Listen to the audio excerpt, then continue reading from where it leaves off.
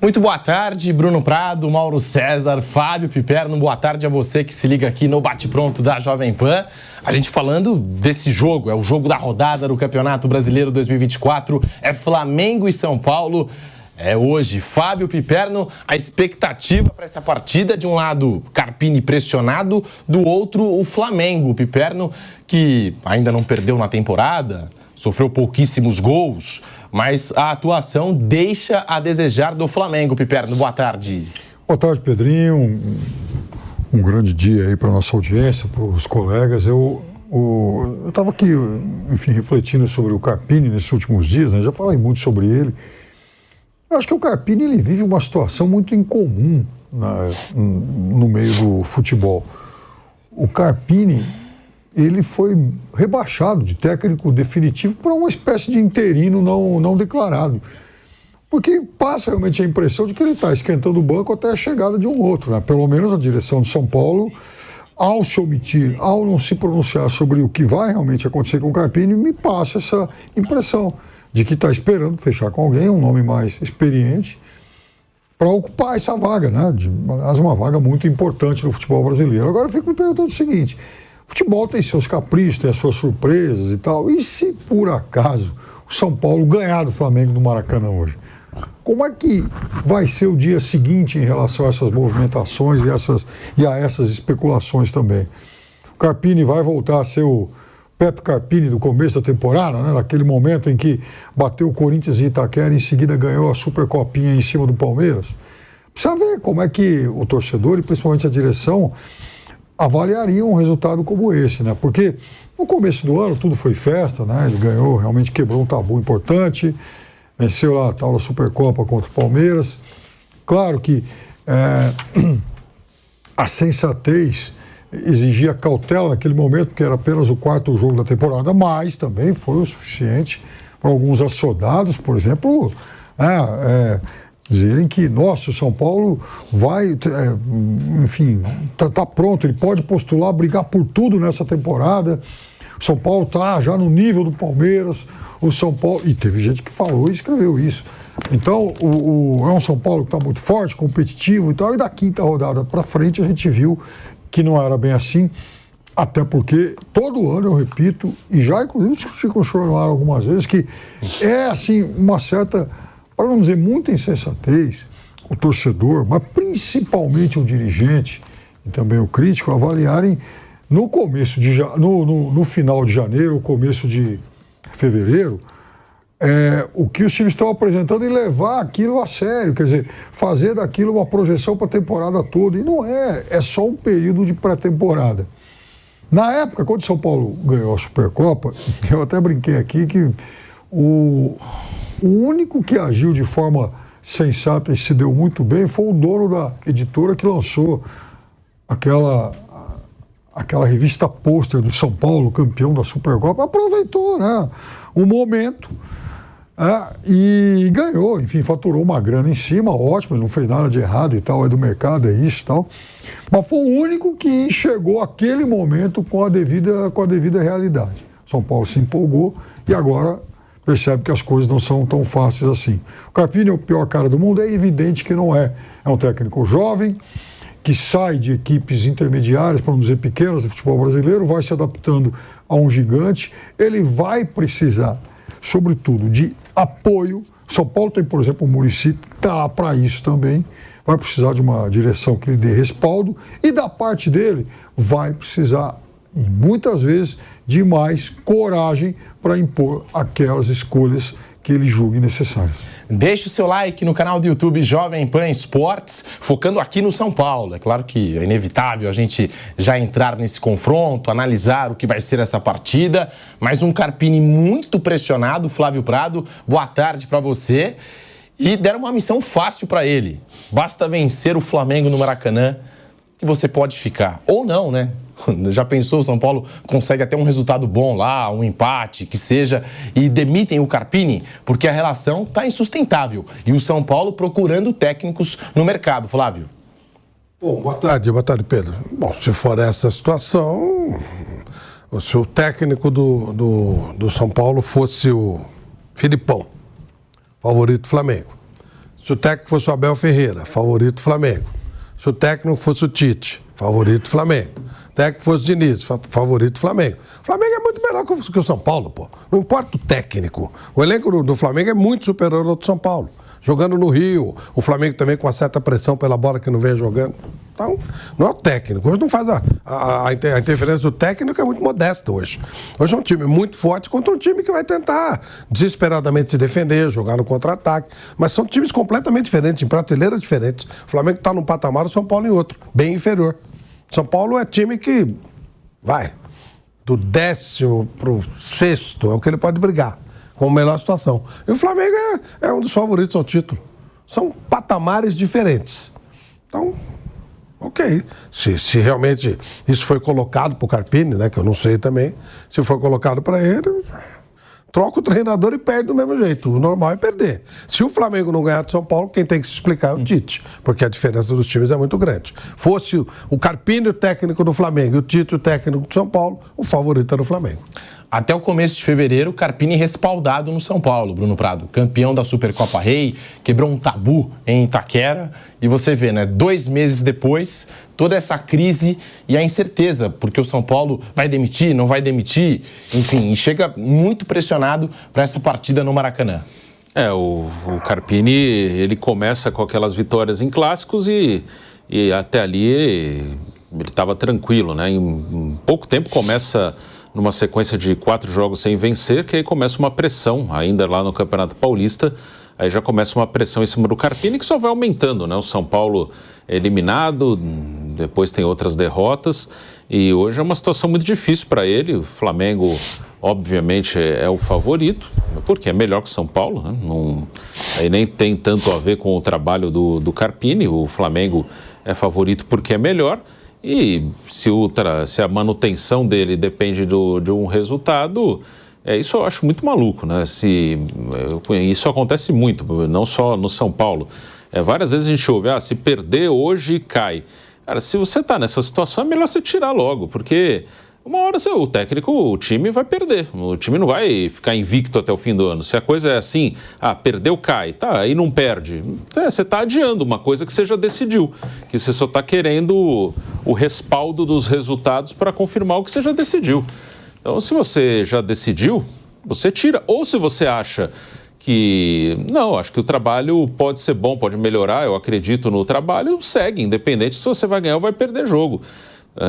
Então, acho que tem que ser mais pelo que você acredita do trabalho do treinador que você contratou. Você acredita nele? Você acha que ele pode dar a volta por cima? Tem potencial para isso? Tem qualidade para isso? Dá confiança para o cara.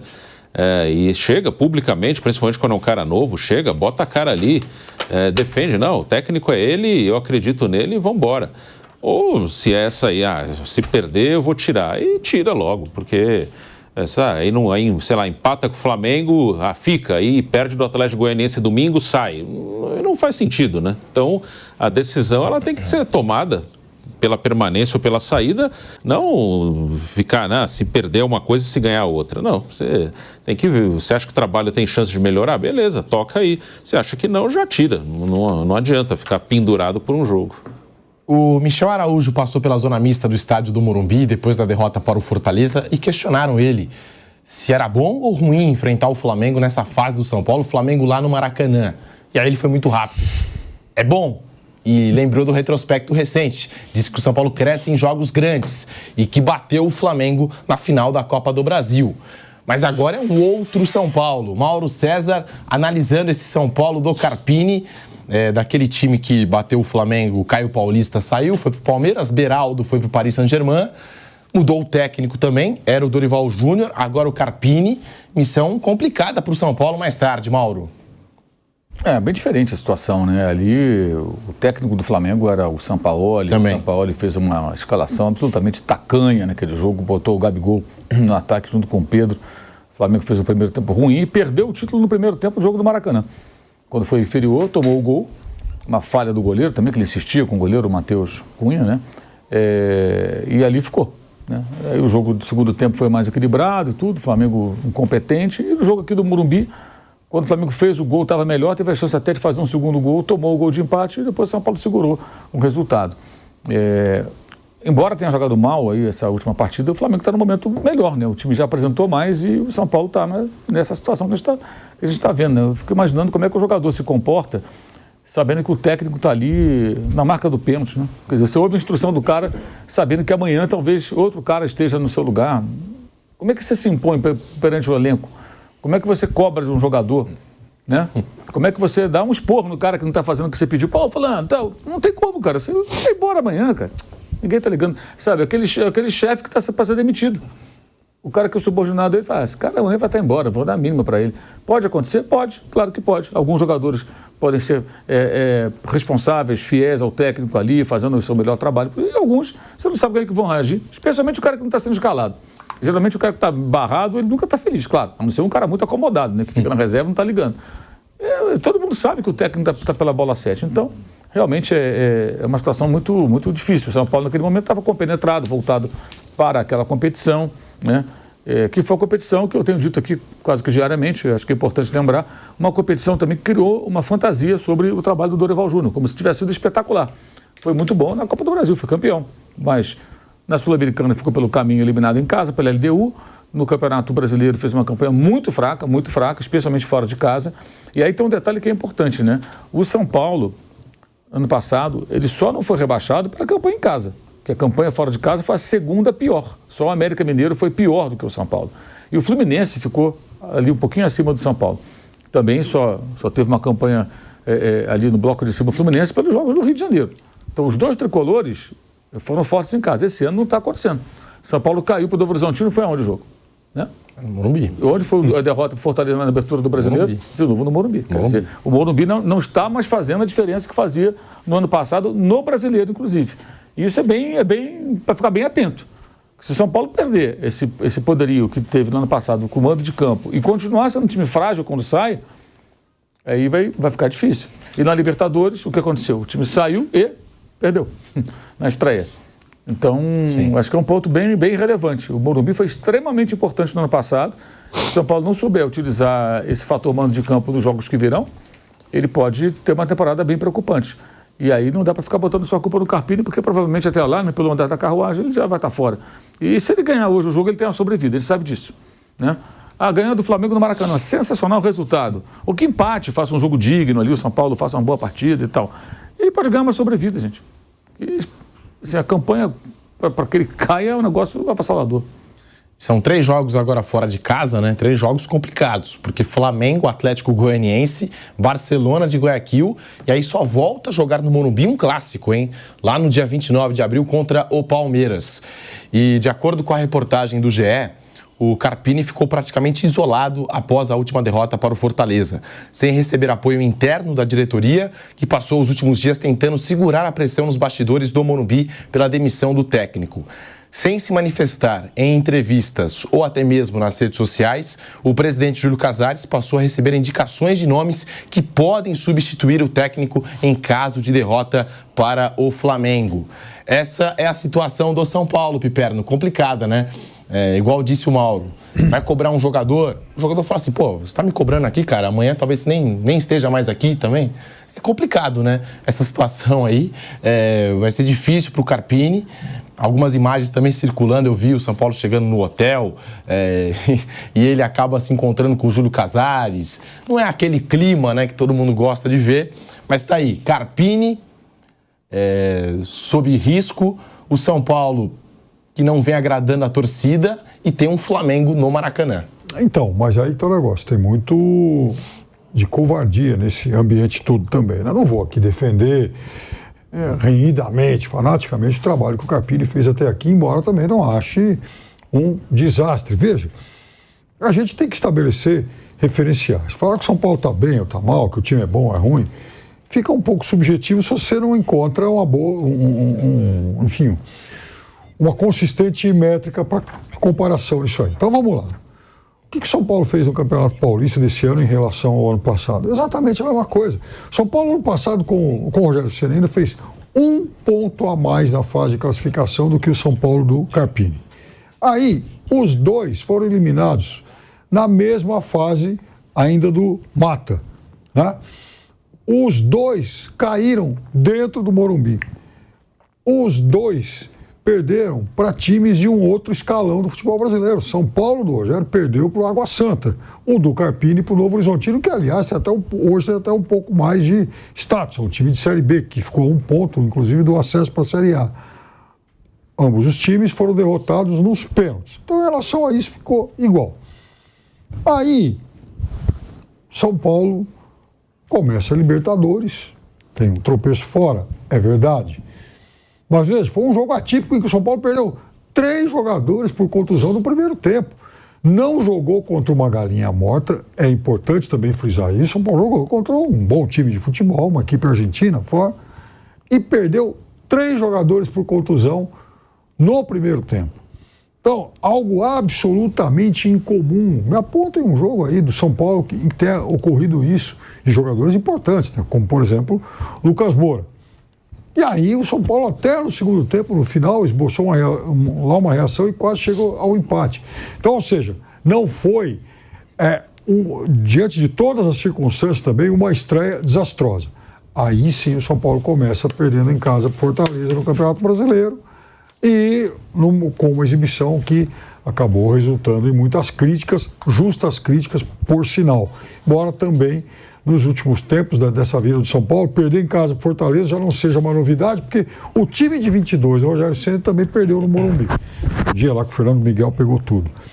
Então, veja, ainda é um São Paulo que vai se acertando. Agora, qual é a realidade de São Paulo? A realidade de São Paulo é tentar fazer um campeonato brasileiro que lhe permita, por exemplo, sonhar em beliscar uma dessas vagas de classificatório da Copa Libertadores. Não é um time para brigar entre os 4, 5 melhores.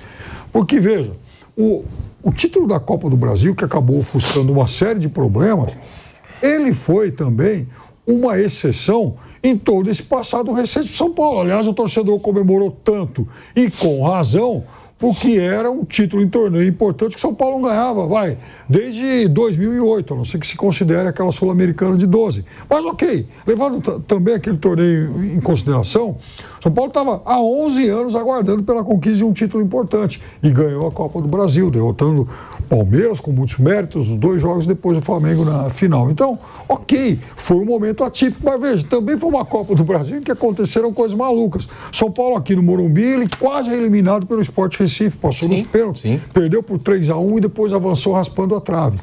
Então, assim, mata-mata é importante, é legal, é torneio que vale, dá uma bela premiação, é tudo isso. Mas nem sempre também é a prova definitiva da consistência de um time de futebol. O São Paulo voltou a perder uma estreia de Campeonato Brasileiro em casa depois de 16 anos. A última derrota havia acontecido lá em 2008, quando perdeu por 1-0 para o Grêmio. E agora perdeu para o Fortaleza pelo placar de 2-1 no estádio do Morumbi. O São Paulo, que tem mais um agravante para o jogo de hoje, James Rodrigues, com uma lesão muscular de 2 a 3 semanas fora.